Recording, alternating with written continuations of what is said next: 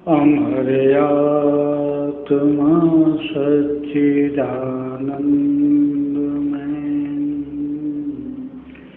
अमर आत्मा सच्चिदानंदमय।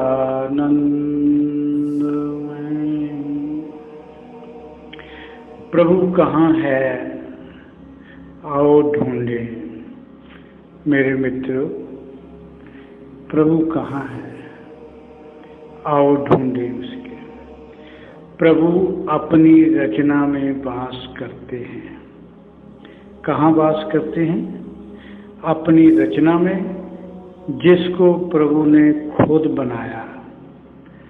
मनुष्य को किसने बनाया? धरती, आकाश, पाताल को किसने बनाया?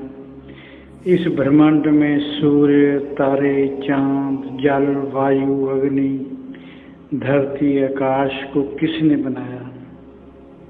प्रभु ने बनाया, इसमें तो कोई दो राय नहीं। धरती को प्रभु ने बनाया, जल को प्रभु ने बनाया, वायु को प्रभु ने बनाया, आकाश को प्रभु ने बनाया, अग्नि को प्रभु ने बनाया। और मंदिर, मस्जिद, गिरजाघर, गुरुद्वारों को किसने बनाया? मनुष्य ने बनाया या प्रभु ने बनाया? हम इन धर्म स्थानों में प्रभु को ढूंढते हैं। हम प्रभु को कहाँ ढूंढते हैं? इन धर्म स्थानों में, तीर्थ स्थानों में प्रभु को ढूंढते हैं। जो चीज प्रभु ने खुद बनाई, उसमें हम प्रभु को नहीं ढूंढते। वो वहाँ है जिसको उसने खुद बनाया। परमात्मा ने सारी सृष्टि एक ही तत्व से बनाई। परमात्मा ने सारी सृष्टि एक ही तत्व से बनाई। वह सब के लिए बनाई, एक के लिए नहीं, एक संप्रदाय के लिए नहीं, एक धर्म के लिए नहीं, वो सब के लिए उसने बनाई। अगर हम, उसने तो सबके लिए बनाई, मगर हमने अपने स्वार्थ पूर्ति के लिए इसे बांट लिया। हमने क्या किया? अपने स्वार्थ पूर्ति के लिए धरती को बांट लिया। धरती सबके लिए प्रभु ने बनाई, मगर हमने बांट ली। हमने लकीरें खींचकर हिंदुस्तान बना दिया, पाकिस्तान बना दिया, बांग्लादेश बना दिया, चीन बना दिया, अमेरिका बना दिया, और इसके साथ ही इंसान को भी बांट दिया। परमात्मा ने पूरी मानव जाति को एक समान बनाया। सभी को बराबर, दो आंखें, दो कान, नाक, एक मुंह, दो पैर, दो हाथ। प्रभु ने कोई किसी के साथ वितकरा नहीं किया। केवल वितकरा इंसान ने किया। प्रभु ने केवल इंसान बनाया, मगर हमने हिंदू, सिख, मुसलमान, ईसाई, यहूदी बनाकर मानव को बांट दिया। एक भगवान ने सबको बनाया, मगर हमने भगवान को भी बांट दिया। उस एक प्रभु को अलग अलग नाम रख लिए, उस एक प्रभु के अलग अलग नाम रख लिए, अलग अलग धर्म बना लिए, अलग अलग धर्मों के नाम पर इंसानों को बांट लिया। अपने स्वार्थ को मुख रखते हुए, अपने स्वार्थ को मुख रखते हुए एक धर्म को दूसरे धर्म के विरुद्ध खड़ा कर दिया। नफरत के बीज बो दिए, मजहब के नाम पर धरती बांट दी। परमात्मा की सत्ता को अलग धर्मों के नाम पर बांटना आरंभ कर दिया। आप विश्वास करो, जो भगवान की एक ही सत्ता में विश्वास रखता है, कहने का भाव जो मानता है प्रभु एक है, केवल उसी का आध्यात्मिक विकास हो सकता है। कहने का भाव जो ये महसूस करे अलग अलग धर्मों के अलग अलग भगवान हैं,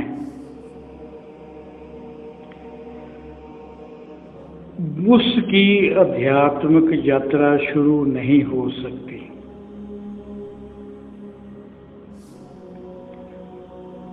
भगवान अपने को अलग अलग धर्मों के अनुसार अपने को नहीं बांट सकता, भगवान को बांटा नहीं जा सकता। भगवान एक है, उसके टुकड़े नहीं किए जा सकते। वह एक है और सब में है, सब जगह है, यही सत्य है। बाकी सब अंधविश्वास है और ये भी असलियत है। किसी भी प्रकार के अंधविश्वास के रहते हुए प्रभु मिलन की यात्रा पर एक कदम भी आगे नहीं बढ़ाया जा सकता। प्रभु सब जगह में है, सब में होने के बावजूद भी अदृश्य है। सब जगह है, सब में है और सब में होने के बावजूद भी अदृश्य है। उसे गुरु कृपा के बगैर अनुभव नहीं किया जा सकता, महसूस नहीं किया जा सकता। हर क्षण आपके साथ होते हुए भी, प्रभु हर क्षण आपके साथ होते हुए भी आपको गुरु के अभाव के कारण प्रभु की अनुभूति नहीं हो सकती। क्या कभी आपने सोचा है कि हमारे पास गुरु भी मौजूद, फिर भी आज तक प्रभु की अनुभूति क्यों नहीं हुई? इसका सबसे पहला कारण हम उसे बाहर ढूंढ रहे हैं। जहां वह है वहां हम उसे ढूंढ नहीं रहे। हमारे सबसे नजदीक हमारा शरीर, फिर भी हम धार्मिक स्थानों पर जाकर उसे ढूंढते हैं। और इस शरीर में भगवान मौजूद हैं,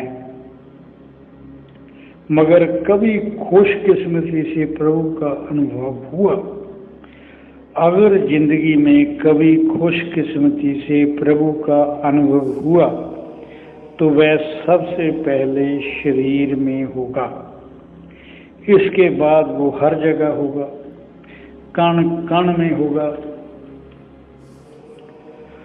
दूसरा सबसे बड़ा व महत्वपूर्ण कारण है, हम प्रभु को महसूस करना नहीं चाहते। दूसरा कारण क्या है? हम प्रभु को महसूस या अनुभव करना नहीं चाहते। हम केवल प्रभु का ध्यान व पूजा अपनी कामना पूर्ति हेतु करते हैं। प्रभु का ध्यान, प्रभु की पूजा केवल अपनी कामना पूर्ति हेतु करते हैं। जो सबको देने वाला है उसके साथ हम सौदेबाजी करते हैं, मन्नतें मांगते हैं व साथ में कंडीशन रखते हैं। अगर हमारी मन्नत पूरी हो गई तो फिर आएंगे, अपनी सुखना उतारेंगे और आपके दरबार में ये चढ़ाएंगे। फिर आने की कंडीशन क्या है? पहले मन्नत पूरी करो, फिर जब टाइम मिलेगा तब आएंगे और जो हम आपके साथ कमिटमेंट करके गए हैं उतना चढ़ावा जरूर चढ़ाएंगे। एक और कारण भी हो सकता है, आप प्रभु को नहीं देवी देवताओं की पूजा करते हो, उनसे रिद्धियां सिद्धियां चाहते हो और उन रिद्धि सिद्धियों के बल पर अपनी आजीविका चलानी चाहते हो, प्रभु के नाम पर व्यवसाय करना चाहते हो। अगर ऐसा हो तो कहाँ है प्रभु के प्रति प्रेम, प्रभु के प्रति श्रद्धा कहाँ है? कहाँ है प्रभु के मिलन के लिए मन में तड़प? अगर ऐसा है तो सैकड़ों जन्म लगे रहो सफलता संभव नहीं। अगर आपके मन में श्रद्धा, प्रेम, प्यास व प्रभु मिलन की तड़फ सच में है और अंतःकरण भी विकारों से मुक्त हो गया, तो हो सकता है गुरु के अभाव के कारण आध्यात्मिक विकास रुका हो। फिर बोलता हूँ, अगर आपके मन में श्रद्धा, प्रेम, प्यास, प्रभु मिलन की तड़फ ये सब है और अंतःकरण में विकारों से मुक्त है, तो हो सकता है गुरु के अभाव के कारण आध्यात्मिक विकास रुका हो।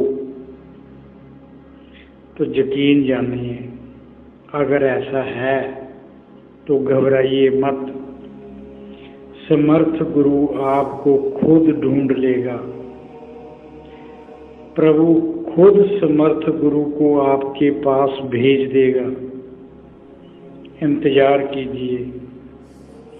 केवल नाम दान या शब्द देने वाला गुरु नहीं, बल्कि अपनी शक्ति, अपना तप देने वाला गुरु आपको मिलेगा, जो अपना समस्त ब्रह्म ज्ञान, अपना आध्यात्मिक वैभव आपके भीतर उतार देगा और जीव को जहाँ से बिछड़ा है वहाँ पहुँचा देगा।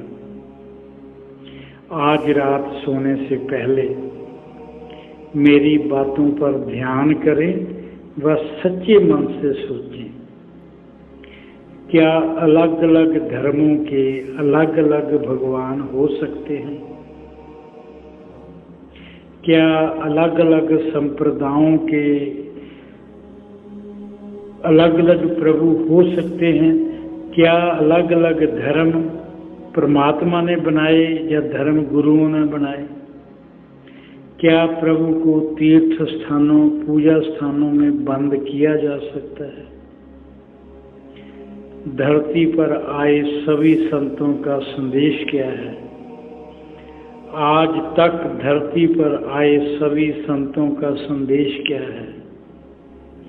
सब यही कहते हैं, भगवान कण कण में मौजूद। ये शरीर प्रभु का मंदिर, धरती पर सब आकृतियां जिसे परमात्मा ने खुद बनाया, उनमें प्रभु मौजूद होने के कारण सब प्रभु के मंदिर। अगर मेरे इन शब्दों में विश्वास है तो आओ सबसे मिलकर प्रभु को इस शरीर में ढूंढने का प्रयत्न करें। अगर मेरे में विश्वास है तो आओ सबसे पहले इस शरीर में प्रभु को ढूंढने का प्रयास करें।